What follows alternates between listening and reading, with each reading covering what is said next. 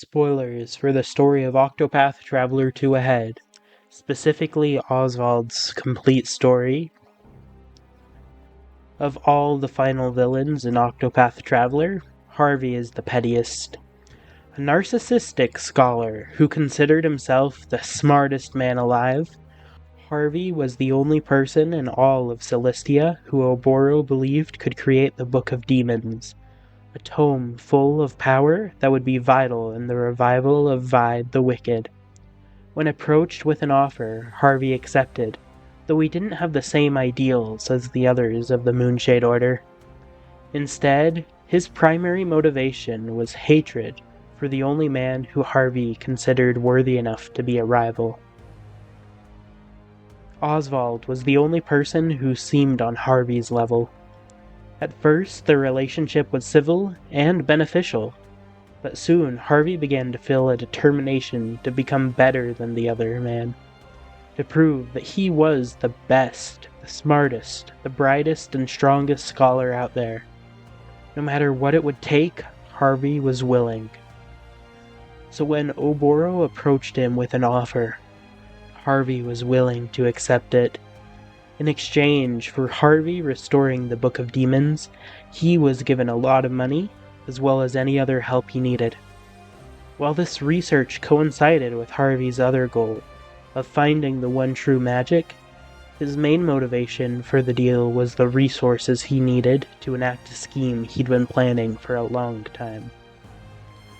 One evening, as Osvald was walking home from a long trip, he found his house burnt to the ground. 2 corpses were located there, planted by Harvey. He'd also been the one to start the fire, and with his newfound money, he bribed Captain Stenvar into arresting Osvald for the crime. In reality, Harvey stole Osvald's research, kidnapped his wife and child, and killed 2 random people to plant as corpses in the home. While Osvald should have received execution for the crime if the Moonshade Order had their way, Harvey bribed the judge to ensure that the scholar went straight to the Frigid Isles instead. He wanted Osvald to see, one day far in the future, that he, Harvey, was the better scholar, the man who had mastered the one true magic. For years, Harvey got away with his crimes. He ran experiments in the basement of Montwise, including experiments on the animal that would become the Darkling of the Sorrowful Moon. He also experimented on Osvald's wife, Rita Lumina, believing that her bloodline held the keys to unlocking the one true magic. He raised Elena, Osvald and Rita's daughter, as his own child, though he tended to treat her harshly. Harvey experimented, all the while being praised by the world. To most of Celestia, Harvey was a genius. But one man knew his true colors, and wasn't simply willing to stand by.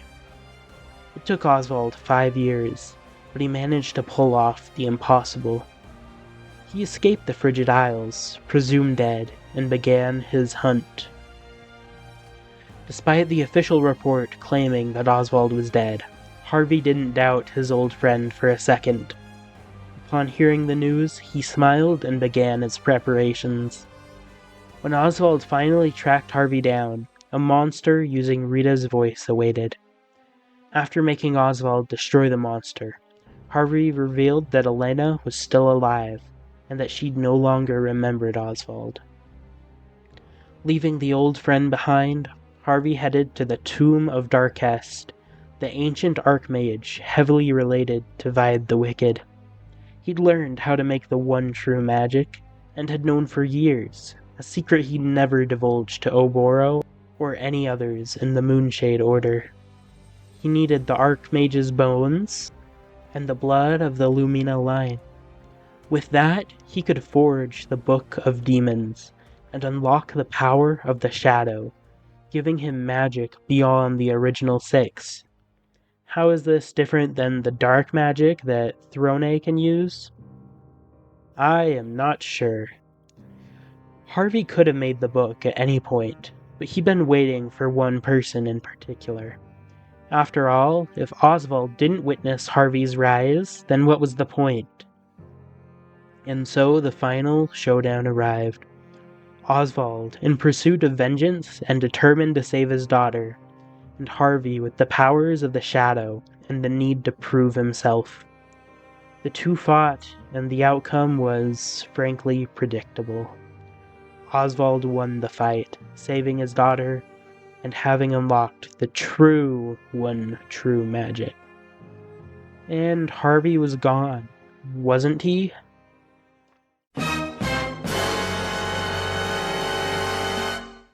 Yeah, we need to talk about Harvey's death. A further spoiler warning here, because we're going to be talking about a few things that aren't revealed until the endgame. So if you aren't there now, now's your chance to head out. Alright, if you've beaten the game fully, you probably know that one of the Scrivener's journals states that Harvey somehow survived. However, this doesn't make a lot of sense. For one, it isn't very in character for Harvey to flee. He's arrogant, petty, and above all, bitter towards Osvald. And so if he did truly survive, why did he never reappear in the game? Well, the answer is simple. It's a translation error. Harvey isn't actually alive, at least not in the Japanese version of the game. Now here's the issue. When it comes to what I consider canon, I try to use the English version of the game. After all, as an English speaker and content creator, it makes the most sense to use the English translation as the authority on the game. After all, having to double-check every last bit of lore with the Japanese translation would be near impossible. But with some things like this, where the English translation just doesn't make a lot of sense, what am I supposed to do? Well, I think understanding the situation is the biggest key. And as much as I'd love some official answer to what happened to Harvey to be released in English, I think for now, either interpretation, that Harvey is still alive, or that he died in the fight with Osvald, can be considered valid in one way or another.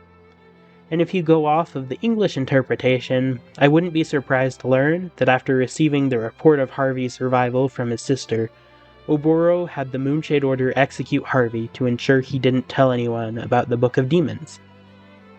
Regardless, that's Harvey's story completed, at least for now. But what do you think?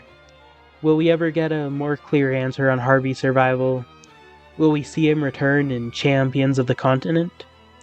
I'd love to hear your thoughts in the comments below. That's all I've got for you guys now. See ya!